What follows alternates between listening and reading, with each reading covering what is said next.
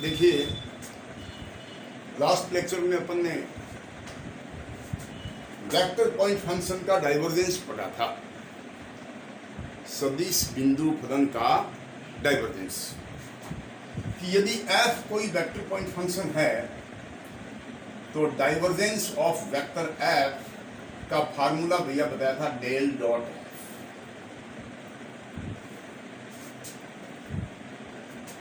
Del का मान आपको बताया था i del by del x, j del by del y, k del by del z dot, और कोई भी जो वेक्टर फंक्शन होता है उसके तीन पार्ट होते हैं, something into I, something into J and something into के। इन दोनों का डॉट प्रोडक्ट निकालो तो आई डॉट आई वन होता है, सो क्या बच गया ये डेल एफ वन बटा डेल एक्स,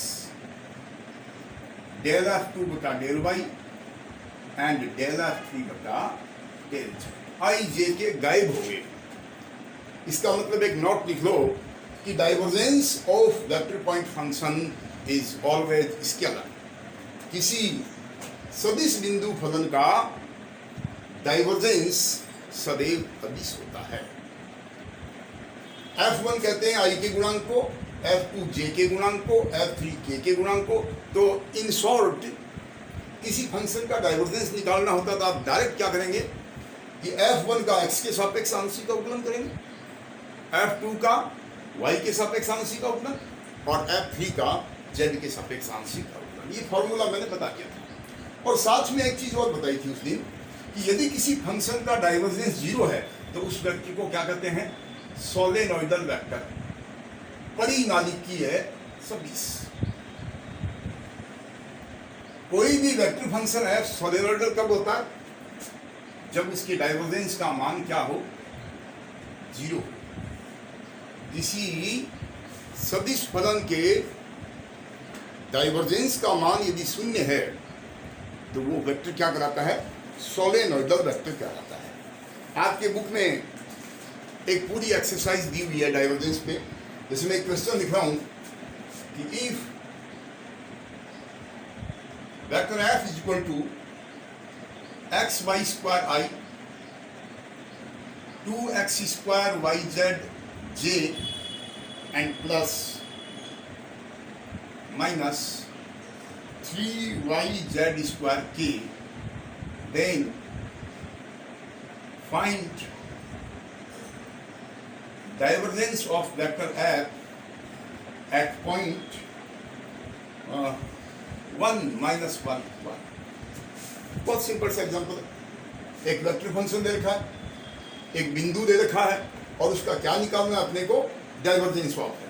तो आप क्या लिखेंगे, by definition divergence of vector f is equal to क्या होता है बेटा, डेल डॉट f। इसका एक्सपेंड किया तो ये आ गया, क्या आया भाई, डेल f1 बटा डेल x, डेल f2 बटा डेल y, डेल f3 बटा डेल z। ये हमने डाइवर्जेंस का फॉर्मूला दिखा था। f1 का x के सापेक्ष पार्शियल डिफरेंशिएशन, F1 का x के सापेक्ष आंशिक अवकलन। F1 कहाँ होता है, वेक्टर में i का गुणांक ये F1 है। इसका यदि आप x के सापेक्ष आंशिक अवकलन करोगे तो x का तो 1 हो गया, y स्क्वायर कांस्टेंट, बस plus del F2 upon del y, कहाँ F2, ये रहा 2x स्क्वायर y z। इसका अवकलन किसके सापेक्ष करना है, y के सापेक्ष। तो ये x और z तो कांस्टेंट है, 2 constant, x square constant, z constant और y का 1 हो गया, minus del f3 upon del z, ये है डेल f। इसका आंशिक अवकलन किसके सापेक्ष, z के सापेक्ष। तो ये माइनस का 3y तो कांस्टेंट है और z स्क्वायर का 2z, तो ये हो गया माइनस का 6y z। Clear to everyone. किसी भी वेक्टर फंक्शन का डाइवर्जेंस का फार्मूला क्या होता है, del dot f is equal to del f1 बटा डेल x, डेल f2 बटा del y plus del f3 बटा डेल z। तीनों घटकों का x y z के सापेक्ष आंशिक अवकलन करके लिख दो। Therefore, divergence of f at, अब लास्ट में बिंदु रख दो, 1 माइनस 1 1 इज इक्वल, माने आप x y और z के स्थान पर 1 माइनस 1 1 रख दो, तो y स्क्वायर का मतलब माइनस 1 का स्क्वायर 1 हो गया, x स्क्वायर का मान 1 और z का मान भी 1 तो प्लस का 2 हो गया, और y z का मान माइनस 1 इंटू माइनस 1 माइनस 1 तो माइनस माइनस प्लस का 6 हो गया, कुल मिला के ये कितना आ गया 9। So your divergence is equal to 9 से।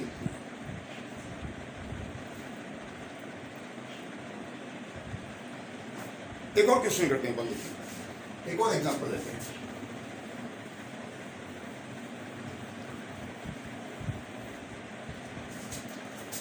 और एग्जांपल ये है कि यदि vector f is equal to, ये क्या लिखा भाई, ax plus 3y plus 4z into i plus x minus 2y plus 3z into j और plus 3x plus 2y minus z into k is a solenoidal vector.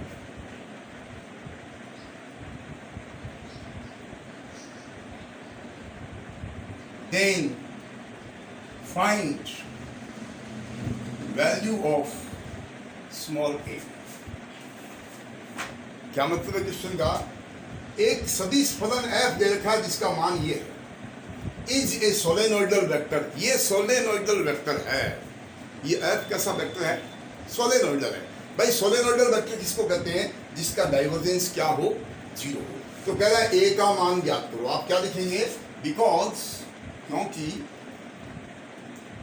Vector f is solenoidal vector, क्या लिखा आपने, चूंकि vector f परिनालिकीय सदिश है, ये दिया हुआ, इम्प्लाइज, क्या मतलब हुआ इसका, जो वेक्टर सोलेनोइडल होता है उसका डाइवर्जेंस क्या होता है, उसका डाइवर्जेंस 0 होता है। सोलेनोइडल वेक्टर अपने को प्रूव नहीं करना, दे रखा है उसमें कि आपका ये सदिश सोलेनोइडल है, परिनालिकीय है, तब आप a का मान निकालो। तो आपने क्या लिखा, चूंकि दिया गया सदिश f एक सोलेनोइडल वेक्टर है, परिनालिकीय सदिश है, इसलिए इसका डाइवर्जेंस क्या होगा, 0। इम्प्लाइज, डाइवर्जेंस का ये फार्मूला लिख देना, डेल f1 बटा डेल x। ओके, सबसे पहले f1 ये है बेटा, इसका x के सापेक्ष अवकलन करो, तो a तो कांस्टेंट है, x का 1, 3y का 0, 4z का 0।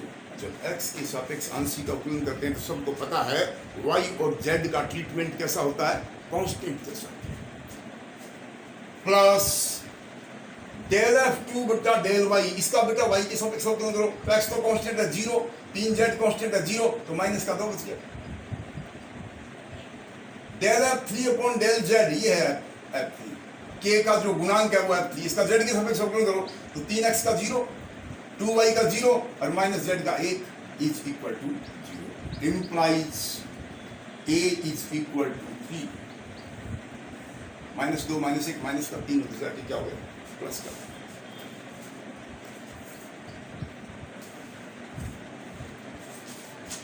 चलो एक और क्वेश्चन करते हैं, बहुत सरल है।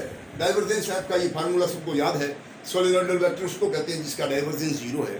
तो कई बार तो क्वेश्चन में क्या करता है, ऐसा वेक्टर देता है और कहता है prove that it is a solenoidal vector, सिद्ध कीजिए कि यह सोलेनोइडल वेक्टर है। तब तो आप क्या करो, उसका डाइवर्जेंस निकालो, और वो डाइवर्जेंस कितना आना चाहिए, 0 आना चाहिए। 0 आ गया तो आप लिख देंगे कि यह सोलेनोइडल वेक्टर है, परिनालिकीय सदिश है। कई बार क्या करता है, उस फंक्शन में, उस वेक्टर में कोई a, k, लेमडा ऐसे कोई कांस्टेंट घुसा देता है और यूं कहता है कि यदि ये वेक्टर सोलेनोइडल है तो उसका कांस्टेंट का मान ज्ञात कीजिएगा वैसे। तो एक आर वाला क्वेश्चन और करते हैं, जनरली परीक्षा में आता है।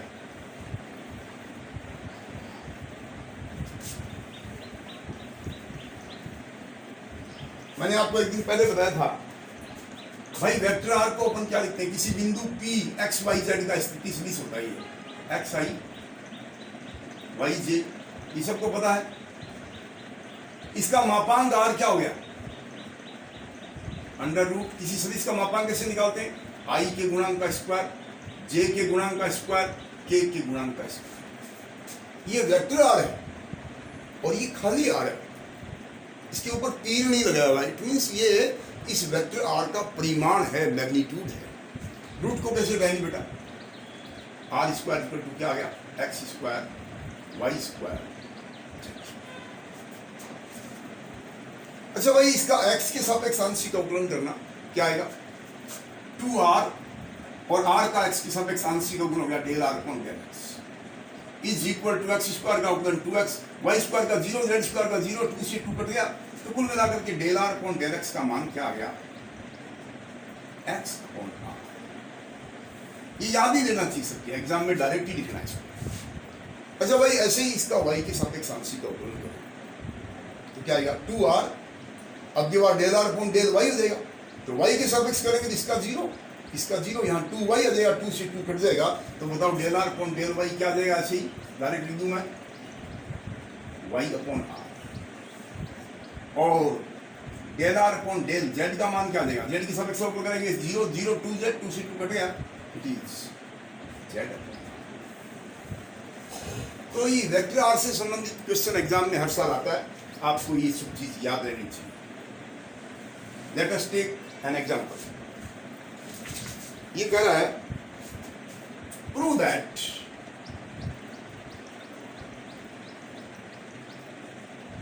divergence of vector r upon r cube is equal to 0.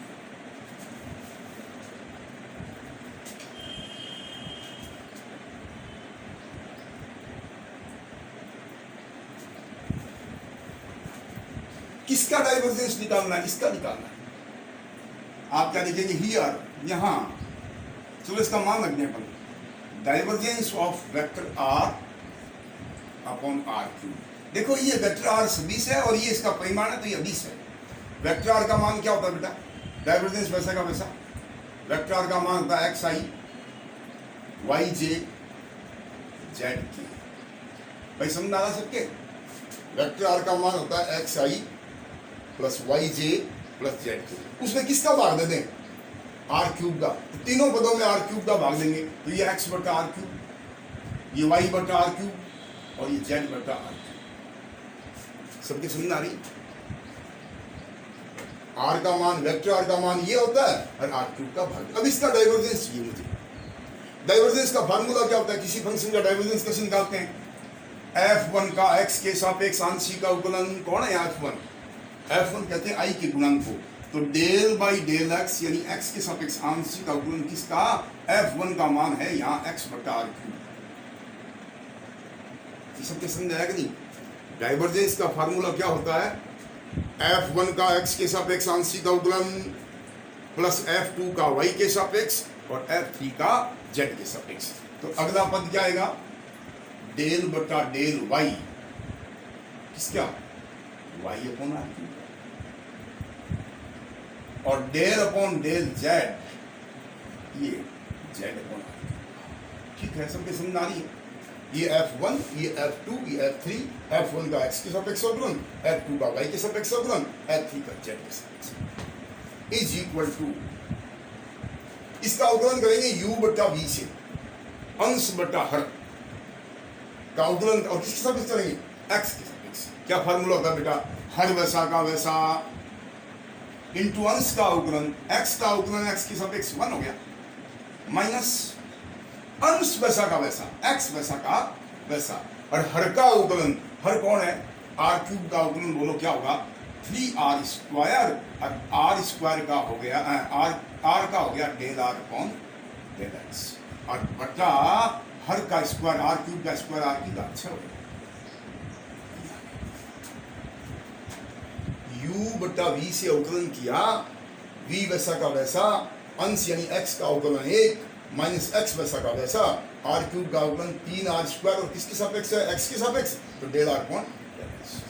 ऐसे ही इसका करो भाई, ये क्या देगा, हर वैसा का वैसा, अब ये और y की सफिक्स लेंगे तो 1 आ जाएगा, और माइनस y वैसा का वैसा r क्यूब का क्या होगा 3r स्क्वायर, और r का y की सफिक्स डेल r बटा डेल y, और वही r की घात 6। और ऐसे ही इसका कर देंगे ना अंश बटा हर से z की सफिक्स क्या आएगा r क्यूब z का 1 माइनस z r क्यूब का 3r स्क्वायर, अब की बार डेल r कोण डेल z, और बटा हर का स्क्वायर r की घात 6।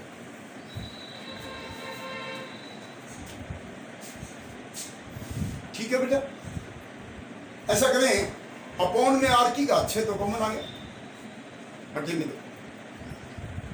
ये आ गया 1 अपॉन r की घात 6, 1 अपॉन r की घात 6।